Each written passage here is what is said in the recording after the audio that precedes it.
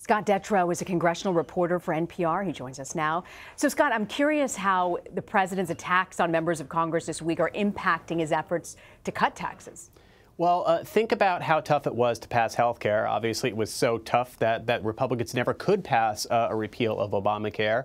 And that was all because of the fact that they had a very narrow margin in the Senate. You lose 3 Republican votes, you can't get it passed. Those exact same dynamics are in place for the tax reform. And Bob Corker is a key vote on that, and he's already said he's very skeptical of voting for anything that increases the deficit.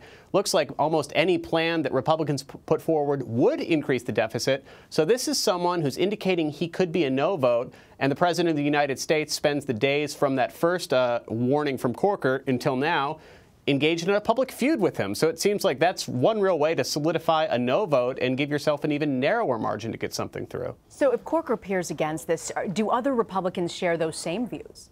I think, obviously, deficits has been a long-running concern for the Republican Party. It's a concern that has certainly shifted in terms of where it fits with other Republican priorities in the last few years. And the fact that you have a president, the leader of a party, with very different views on issues like that and other key issues with the Republican caucus.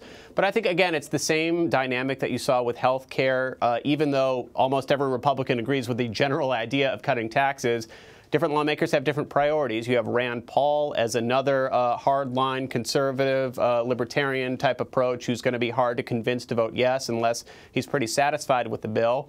And the result of the Alabama special election could make this tougher, too. It's hard to see Roy Moore getting in line with what Majority Leader Mitch McConnell wants to do if he's in the Senate next year. Yeah, that's a good point. So remind us again, Scott, what's the threshold here for Republicans to actually pass tax reform? What are we talking about with numbers? Same as filibuster reform. They can lose 2 votes and still get it passed, with Mike Pence acting as a tiebreaker. 3 and they're out.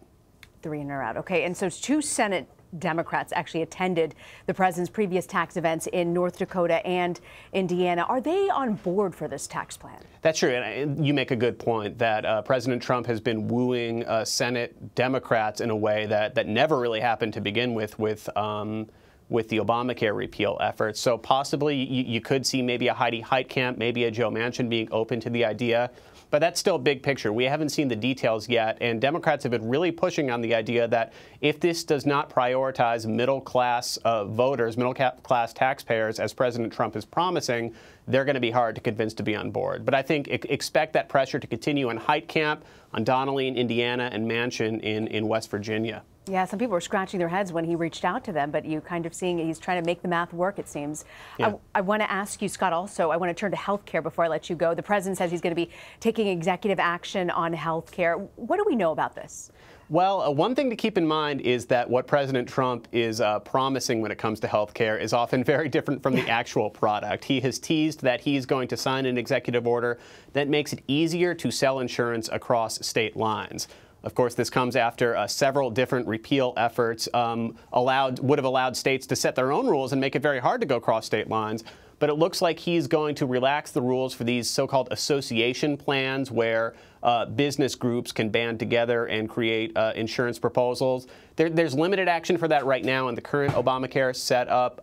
This would really relax those rules. And experts say the bottom line is that it could undercut the existing Affordable Care Act markets, and you would have younger, healthier people fleeing to these cheaper plans, which makes sense for them personally. But that, of course, makes the existing pool in the Obamacare plans that have all those protections people who need the care more. That's why they're there, and that leads to higher costs for them. And what are folks on Capitol Hill saying about this potential executive action on health care? I think a lot of people are waiting to see more of the details come out. Right now, we've seen the broad tweets from the president. We've seen some of the big picture details being leaked out, waiting for the actual proposal. There still is a lot of hope, or at least efforts. I shouldn't say hope. There are efforts to do some sort of stabilization effort. You've seen the bipartisan conversations with Lamar Alexander taking the lead on the Republican side. But that's yet to be fully embraced by leadership. And until that happens, it's hard seeing that with a path going forward and getting to President Trump's desk. And it's unclear whether he would sign it or veto it.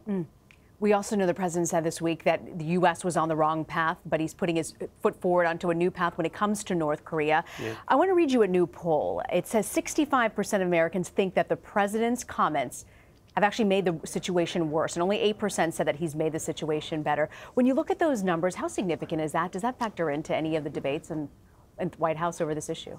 Well, public opinion is obviously important, but I think when it comes to foreign policy decisions, it's not like polls are leading the decisions there in the big picture most of the time. But I think there have been a lot of concerns about President Trump's tweets, which have continued over the weekend. In addition to the tweeting about Bob Corker, he tweeted about North Korea again. And the key question is how North Korean leadership views these tweets, because if he keeps saying we're all out of options, only one option would work, a lot of people read that as him basically threatening to launch a military attack. And if you think you're going to be attacked, wouldn't it make sense to think about a preemptive attack before America comes in and bombs you? So I think it's really a high stakes game that President Trump is playing. And that's why Bob Corker raised the concern to the New York Times over the weekend that President Trump's statements and tweets could lead to some sort of armed conflict. All right, Scott Detrow, great points. Thank you so much for joining us, congressional reporter for NPR. Thanks, Scott. Thanks for having me.